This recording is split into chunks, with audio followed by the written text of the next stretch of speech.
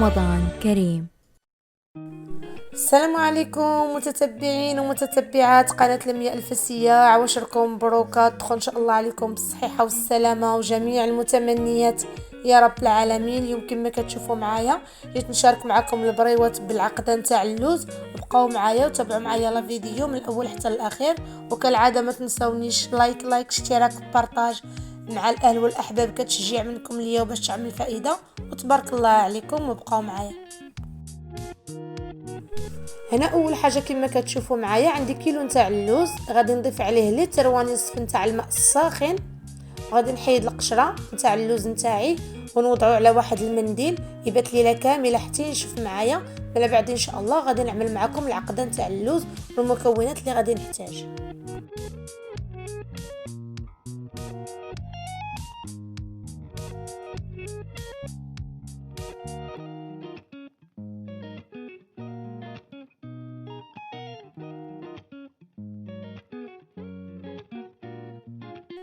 هنا من بعد ما نشف ليا اللوز تماما، انا هنا اللوز طحنته برا على حسب ضيق الوقت، ضفت عليه ربعه نتاع سنيده، عندي كيلو اللوز في ربعه ديال السنيده مطحون مزيان على هذا الشكل هذا.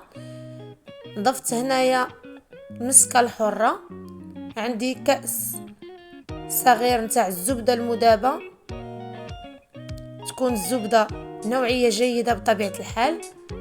غنخلط الكل على هذا الشكل. هنا اللوز راه كيطلق لي دم نتاعو لحقاش راه مطحون مزيان.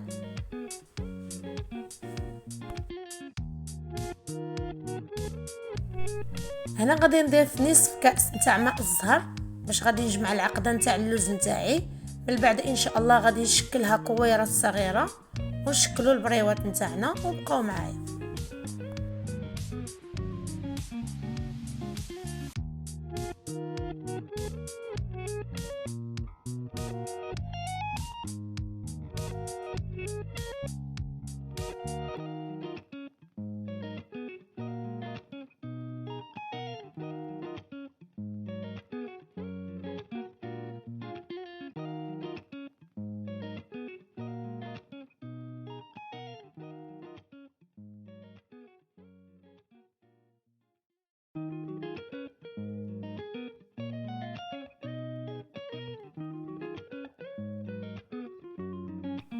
هنا كما كتشوفوا معايا الورقه نتاعي باقا جديده، انا عاد جبتها، ما خاصهاش تكون بايته عندكم في الثلاجه وما خاصهاش تكون قديمه باش ما تقطعش معاكم. غادي ندوز ان شاء الله نشكلها، قطعوها على حسب القياس نتاعكم، كيبقى لكم الاختيار. يعني في ناس كتحب البريوات يكونوا متوسطين الحجم، وفي ناس كيعجبهم داك البريوات اللي كيكونوا صغار، الاختيار كيبقى نتاعكم. وان شاء الله غادي نوريكم الطي نتاع البريوه كنعمل ليها وبقاو معايا.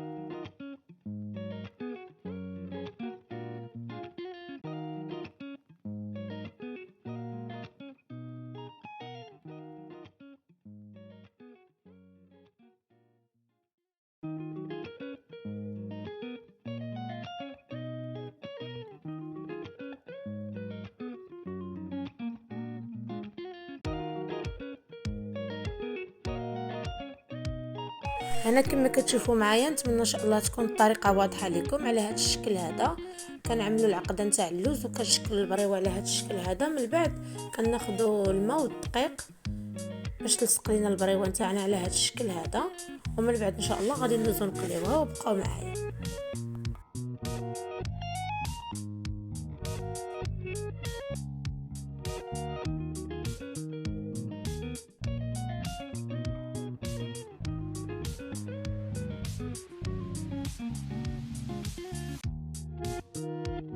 انا من بعد ما كملت الطي نتاع البريوات نتاعي كما كتشوفوا معايا على هذا الشكل هذا، دابا ان شاء الله غادي ندوز مقله ساخنه نتاع الزيت حتى تسخن لي الزيت. من بعد غادي نقص النار تكون متوسطه ونقلي البريوات نتاعي ونطفيهم في العسل، وتابعوا معايا لا فيديو.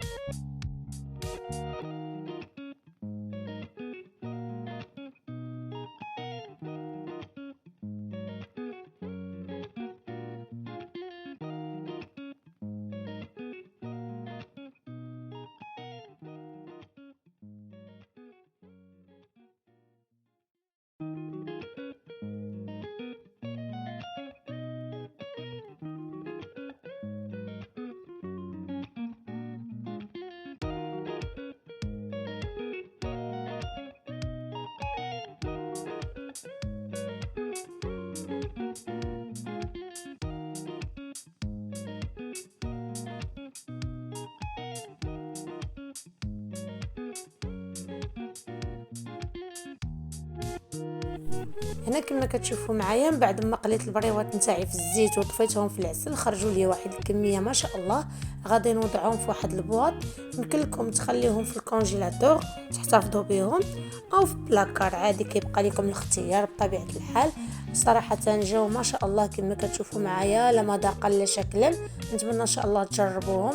انا راني خليتهم ليله كامله باتوا في العسل، كل ما باتوا في العسل صراحه كتجي البريوه نتاعكم شاربه العسل هكا احسن.